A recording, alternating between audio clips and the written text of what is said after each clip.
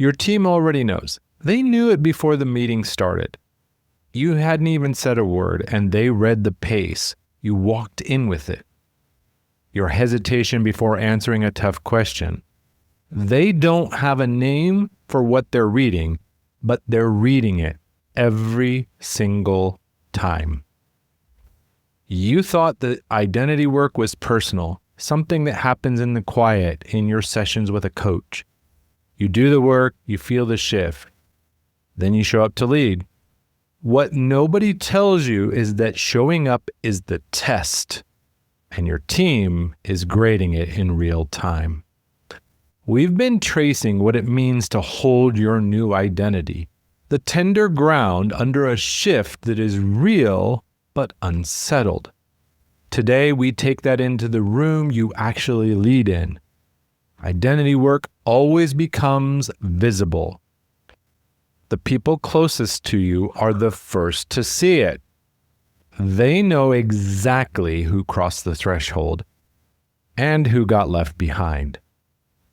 Look at Alan Mulally when he took over Ford. The company was bleeding billions of dollars, yet every project slide in the boardroom was green.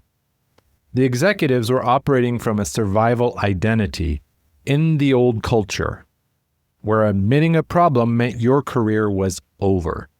So everyone performed.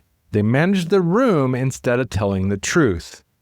The team was calibrated to an identity of control. Their safety depended on maintaining that illusion. Then one executive tested the water. He put up a red slide. He admitted a major vehicle launch was stalled. The room went completely silent. Everyone was waiting for the predictable reaction, the old move of getting tight and demanding compliance.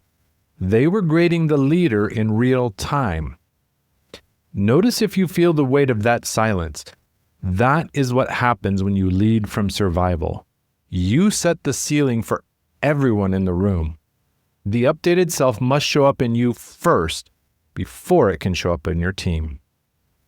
Mulally bypassed the old move. He didn't need the outcome to look perfect. He stopped performing and looked at the red slide and started clapping. Then he thanked the executive for the truth. He asked the room who could help fix it. That room changed in about 40 seconds. It wasn't some new business strategy. The team felt the profound difference between a leader demanding compliance and a leader holding space for reality. By the next week, almost every slide in that boardroom had red on it. That's the updated identity showing up to lead. You no longer need the room to perform for you because you've dropped the performance yourself. Your team will feel the absence of that pressure before you even say a single word.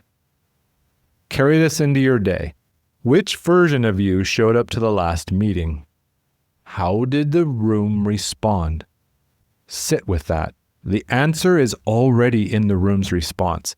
You just have to be willing to read it. If this episode landed, we need to have a conversation.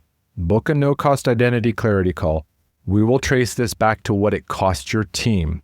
The link in the show notes. Tomorrow, we go into the grief nobody wants to name, the relationships that didn't stretch when you did, and what the loss actually means about the identity you're standing in now. That's next.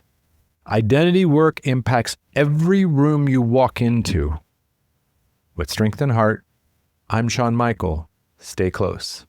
We spend a lot of time on this show talking about the threshold, the space between the identity that got you here and the one required for the new ground. You're listening to this because something in your current architecture is fracturing. You're running the performer playbook or the striver protocol, and it's costing you an immense amount of energy to maintain the facade. The external results are there, but the internal friction, it's burning you out. Most people will let this episode end and go right back into the performance. They'll put the mask back on for their next Zoom meeting and keep relying on the identity that's actively caging them. I'm looking for the leader who's done performing. If you're ready to look at the structural identity collapse happening beneath the surface, we need to map your architecture. Go to the link in the show notes, book your identity clarity call. We'll identify the exact survival identity running your calendar and begin the shift into conscious leadership. Stop performing, start becoming.